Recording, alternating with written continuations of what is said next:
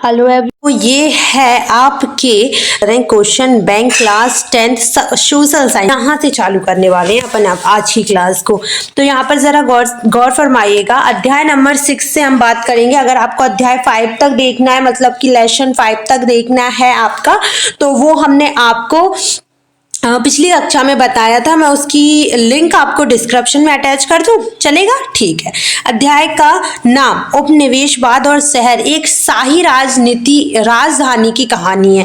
भाई इसमें कुछ क्वेश्चंस ही लिए, ज्यादा क्वेश्चंस इसमें नहीं लिए हैं। सेकंड चीज कि ये आपके लिए बहुत ज्यादा इंपॉर्टेंट है। अगर तुमको एग्जाम में टॉप करना है, एसएसटी में तुमको फुल नंबर चाहिए भाई, तो ये कर लो बस। फर्स्ट क्वेश्चन है कि ऐसी प्रक्रिया को क्या कहा जाता है जिसके अधिक से अधिक लोग शहरों और कस्बों में जाकर रहने लगते हैं। सेकंड क्वेश्चन है 1857 में वायसराय लिटिल ने किसे भारत की मलिका घोषित करने के लिए एक दरबार का आयोजन किया था? जीन महल, रानी विक्टोरिया, रानी एलिजाबेथ, इनमें से कोई नहीं। ठीक है। इसके अलावा हम लोग बात करते हैं कुछ और क्वेश्चंस की। जैसे थर्ड क्वेश्चन है आपका, गुल फरोशान को किस त्योहार के नाम से जाना जाता है? गुल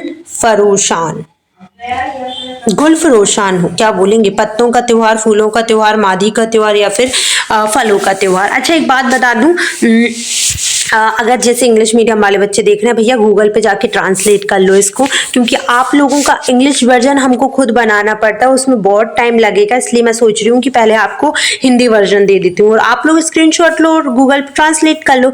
एंड सेकंड चीज, बढ़िया बुक निकाल लो, बुक में टिक लगाते जाना।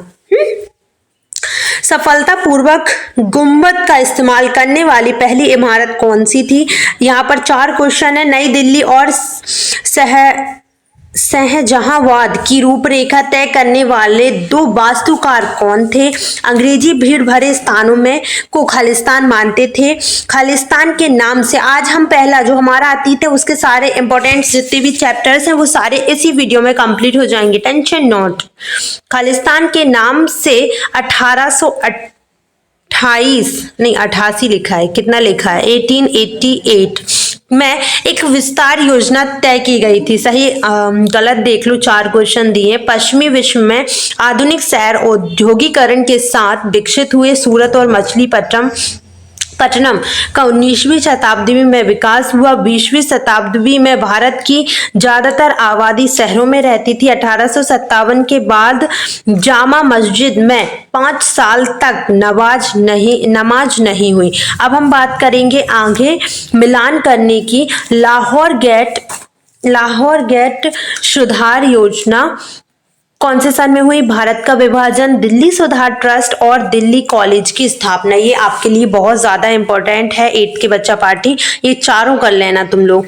क्वेश्चंस देख लो, अति लघुत्तरीय 4 क्वेश्चंस या 5 ही दिए, ज्यादा नहीं दिए हैं। उन 2 वास्तुकारों के नाम बताओ जिनके दिल्ली और उसकी इमारतों को डिजाइन तैयार करने के लिए जिम्मा सौंपा था। दिल्ली से पहले ब्रिटिश भारत की राजधानी कहाँ थी? कलकत्ता के बाद ब्रिटिश भारत की राजधानी कहाँ बनाई गई? और दिल्ली सुधार ट्रस्ट का गठन कब किया गया? ये आपके ना 2-2 नंबर के क्वेश्चंस आएंगे एंड आपके 1 से 2 शब्द में ही कंप्लीट हो जाएंगे। ओके, इसके अलावा हम बात करेंगे शहरीकरण का क्या मतलब है? शहरीकरण से क्या मतलब है? अंग्रेजों ने दिल्ली में ही विशाल दरबार क्यों लगाया जबकि दिल्ली राजधानी नहीं थी? इसके अलावा दिल्ली सुधार ट्रस्ट योजना के तहत क्या क्या कार्य करवाए गए? ये वाला क्वेश्चन विशेषकर आप कर लीजिए, आपके लिए बहुत ज्यादा इंपॉर्टेंट रहने वाला है। एंड ये 4 क्वेश्चन हैं जो आपके बोर्ड एग्जाम्स में डेफिनेटली, मतलब आपको कहीं ना कहीं ये दिल्ली ट्रस्ट वाला तो डेफिनेटली है कि कहीं ना कहीं तुम लोगों को मिलेगा, तो प्लीज ध्यान से देख लेना। 3 क्वेश्चन दिए गए हैं आगे आपके। पुराना दिल्ली शहर ब्रिटिश शासन के तहत किस तरह बदलता गया? विभाजन से दिल्ली के जीवन पर क्या असर पड़ा? औपनिवेशिक शासन क्या था? औपनिवेशिक शासन में शहरों में क्या बदलाव हुए? और दिल्ली के संदर्भ में एक वृत्तांत लिखें। आगे देखें जरा आप लोग, आपका जाता है अध्याय नंबर 7, आज पूरा कंप्लीट करवा के जाएंगे। बुनकर, लोहा बनाने वाले और फैक्ट्री मालिक। अच्छा, जो भी इंग्लिश मीडियम वाले देख रहे हो, मैं बार बार बोल रही हूँ, स्क्रीनशॉट लेते जाना एंड आप लोगों को क्या करना है, गूगल पे जाके ट्रांसलेट कर लेना है। ये भी मुझे एक बच्चे ने बताया कि मैम मैं तो ऐसा कर लेता हूँ, आप तो डालते जाओ।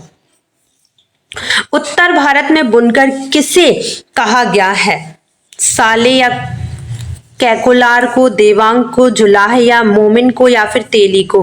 कौन सी शताब्दी में यूरोप की व्यापारिक कंपनियां यूरोप में बेचने के लिए भारतीय कपड़े खरीदने लगी थी? कौन सी शताब्दी में हुआ था भैया? स्पिनिंग जेनी का आविष्कार कब हुआ था? भारत में पहली सूती कपड़ा मिल कब स्थापित हुई? टीपू सुल्तान की तलवार कौन सी स्टील से बनी थी? इसके अलावा रिक्त स्थान देखें जरा आप लोग। टीपू की तलवार स्टील से बनी थी। 1850 के दशक में ब्रिटेन का लोहा एवं इस्पात उद्योग कहलाने लगा। इसके अलावा आप देखिए खालिस्तान हवा फकने का यंत्र है। इसके अलावा भारत का कपड़ा निर्यात सदी में गिरने लगा। ये इंपॉर्टेंट है, ये वाला कर लेना आप लोग प्लीज, इसे ध्यान से देख लेना यार, है ना इस वाले। ब्रिटिश सरकार ने इंग्लैंड में कपड़े का इस्तेमाल पर पाबंदी लगाने के लिए कानून बनाया। इसके बाद वार्प इंजन का आविष्कार किसने किया था? यहाँ पर देखिए सही या गलत बताओ। तो यहाँ पर लिखा है ना, फारसी भाषा में गोदाम को मोमिन कहा जाता था। टीपू सुल्तान का तलवार ब्रिटिश स्टील से बनी थी। या फिर Tata iron and steel company में स्टील उत्पादन सन 1812 में होने लगा था। दी बेस्ट क्वेश्चन है एंड ये मोस्टली आते हैं आपके, ठीक है। बाकी क्वेश्चन बैंक में दिए तो शायद आपके बोर्ड एग्जाम्स में आए। ब्रिटेन, जुलाह, धोकनी एंड ओरांग, यहाँ पर आपके क्वेश्चंस के राइट आंसर आप लोग मिला लीजिएगा। इसके अलावा हम इसके क्वेश्चंस और देख लें, 2-2 और 3-3 एंड 4-4 नंबर वाले। बढ़ाना से क्या अभिप्राय है? जामदानी क्या है? यूरोप की व्यापारिक कंपनियां यूरोप में बेचने के लिए भारतीय कपड़े क्यों खरीदने लगी? ये बहुत ही इंपॉर्टेंट है आपके लिए, तो ये आप पहले कर लीजिएगा, ठीक है। और यहाँ पर आप लघुत्री क्वेश्चंस और देखें जरा, लघुत्री क्वेश्चंस भी आपको बहुत ही मतलब इंपॉर्टेंट है और आपके बोर्ड एग्जाम्स में शायद जैसे कि आप देख सकते हैं आपकी क्वेश्चन बैंक में आए हैं, तो आप डेफिनेटली कि आपके बोर्ड एग्जाम्स में आए। सिर्फ 3 क्वेश्चन है, ऐसा मत समझना कि पूरा चैप्टर ले लिया है भाई, ना ही। इसमें क्या ही किया है उनने, कहीं 2 क्वेश्चन लिए तो कहीं 3 लिए हैं।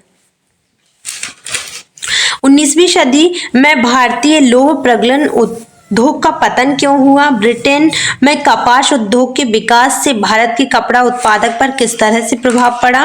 पहले विश्व युद्ध के दौरान टिस्को को किस बात से मदद मिली? 2 क्वेश्चंस ये लिखे हैं आपके।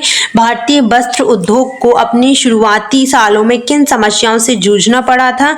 इंग्लैंड के ऊन और रेशम उत्पादकों ने 18वीं सदी की शुरुआत में भारत से आयात होने वाले कपड़े का विरोध क्यों किया, है ना। क्वेश्चन नंबर आगे चैप्टर आ गया, देसी जनता को सभ्य बनाना, राष्ट्र को शिक्षित करना। ये आपका आ गया है अध्याय नंबर 8 हमारे अतीत से। तो देखो शांति निकेतन के संस्थापक कौन थे? विलियम जोन्स ने ऑक्सफोर्ड में कौन सी भाषा का अध्ययन किया? अरबी, फारसी। इस्लामिक कानून को बढ़ावा देने के लिए कलकत्ता में मदरसा कब खोला गया? क्वेश्चंस पे टिक लगाते जाओ फिर भूल जाओगे। एंड अगर आपको आंसर नहीं मिल रहे हैं किसी क्वेश्चंस के या फिर प्रॉब्लम हो रही है तो वो भी बता देना। आंसर की तैयार की जा रही है आपकी क्वेश्चन बैंक की। अगर ज्यादा से ज्यादा कॉमेंट्स आएंगे और ज्यादा से ज्यादा वीडियो रीच करेगी तो डेफिनेटली है कि मैं आपको जल्दी आंसर की दे दूंगी इसकी। अंग्रेजी शिक्षा ने हमें गुलाम बना दिया, ये कथन किसके थे? रविंद्रनाथ टैगोर ने 1901 में कौन सी संस्था की स्थापना करी थी? शांति निकेतन, साबरमती आश्रम, विश्व हिंदू परिषद, नारी निकेतन। आई थिंक शांति निकेतन, ठीक है। चलिए रिक्त स्थान, अरे अगर इंग्लिश का होता ना तो मैं वैसे ही बता देती, क्योंकि इंग्लिश के लिए कोई टेंशन वाली बात नहीं होती है। कई बार देखो इसमें सिर्फ 3 रिक्त स्थान दिए हैं, ऐसा ही होता है भैया, जो इंपॉर्टेंट है बस वही लिए गए। आप ये ना समझें कि इसमें सारे इंक्लूड है, नहीं। कई भाषाओं के जानकार को कहते हैं। विलियम जोन्स ने भाषाओं का अध्ययन किया। शांति निकेतन के संस्थापक कौन थे? 3 सही गलत दिए। रविंद्रनाथ टैगोर को लगता था कि बच्चों पर सख्त अनुशासन होना चाहिए। एशिया की भाषा और संस्कृति का गहन ज्ञान रखने वाले लोगों को प्राच्यवादी कहा जाता है। जेम्स मिल प्राच्यवादियों के घोर आलोचक थे, है ना भैया। यहाँ पर आप देखें मिलान करना है 4 इसमें सही जोड़ियां ली गई हैं। अति लघु उत्तरीय में सिर्फ 3 क्वेश्चंस लिए गए हैं। देख लो भाई, प्राच्यवादी कौन है, अंग्रेजी ने शिक्षा अधिनियम कब पारित किया, साक्षरता ही शिक्षा नहीं है, यह किसका कथन है। इसके अलावा लघु उत्तरीय और ये देख लें आप लोग, लघु उत्तरीय में भी कुछ क्वेश्चंस लिए हैं। इसके अलावा आप एक मिनट रुकिए, आगे देखना। लघु उत्तरीय क्वेश्चंस में दिए हैं, जेम्स मिल और टॉमस मेकल ऐसे क्यों सोचते थे कि भारत में यूरोपीय शिक्षा अनिवार्य है। शांति निकेतन की स्थापना किसने और किन उद्देश्यों को लेकर करी थी। विलियम जोन्स ने भारतीय इतिहास, दर्शन और कानून का अध्ययन क्यों जरूरी दिखाई दिया था। अब यहाँ पर दीर्घ उत्तरीय क्वेश्चंस लिखे हैं। महात्मा गांधी ऐसा क्यों सोचते थे कि अंग्रेजी शिक्षा ने भारतीयों को गुलाम बना दिया है। महात्मा गांधी द्वारा बनाई दी गई शिक्षाएं हमें किस प्रकार से प्रेरित करती हैं। अब आगे देखिएगा आपका अध्याय नंबर 9, थोड़ा जल्दी जल्दी चलेंगे अपन। आप ये क्वेश्चंस देखें। सबसे पहले अध्याय नंबर 9 में है कि आपका महिलाएं जाति एवं सुधार। ये क्वेश्चंस आप देखें, स्क्रीनशॉट भी ले सकते हैं, है ना। इसके अलावा से पूछा क्या है, विधवा विवाह के पक्ष में कानून कब पारित हुआ, ब्रह्म समाज की स्थापना किसने की, सती प्रथा पर पाबंदी कब लगाई गई, आर्य समाज की स्थापना किसने की, बाल विवाह निषेध अधिनियम कब पारित हुआ। रिक्त स्थान में वहीं आप देखेंगे तो सिर्फ 3 इसमें दिए हैं कि ज्योतिराव फुले ने गुलामगिरी नामक किताब कब लिखी, सती प्रथा पर पाबंदी। वो रिपीटेड क्वेश्चंस है, ऐसा नहीं कि बहुत सारे क्वेश्चंस हैं ये आपके। प्रार्थना समाज की स्थापना सन में हुई, बाल विवाह निषेध अधिनियम 1829 में पारित किया गया था, सिखों के सुधारवादी संगठन के रूप में सिंह सभाओं की स्थापना सन 1863 में हुई थी, बेस समाज ब्रह्म समाज से प्रेरित था।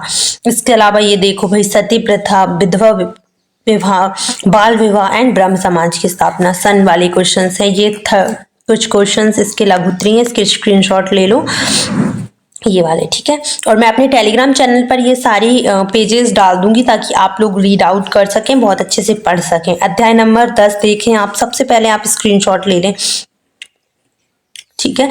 इनके आंसर की भी मैं डालने वाली हूँ, लेकिन मुझे ज़्यादा से ज़्यादा रीच चाहिए इस पर। अगर आपके ज़्यादा से ज़्यादा व्यूज़ आते हैं तो मैं डेफिनेटली इसके आंसर की डाल दूंगी। तुमको मिलने में प्रॉब्लम हो रहा होगा, मैं दे दूंगी आपको। स्वतंत्रता के बाद अगर हम बात करें तो भारत में ब्रिटिश शासन ने कब मुक्ति प्राप्त की, 1947 में। सार्वभौमिक वयस्क मताधिकार किस आयु में शुरू हुआ।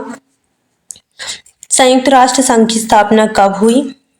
इसके अलावा ये कुछ क्वेश्चंस हैं, ठीक है। और आपका यहाँ पर खत्म होता है। अब हम देखेंगे सामाजिक और राजनीतिक जीवन 3, ये आपको नेक्स्ट वीडियो में मिलेगा। और ज़्यादा से ज़्यादा अपने फ्रेंड्स के साथ शेयर करो अगर आपको क्वेश्चन बैंक चाहिए तो, ठीक है।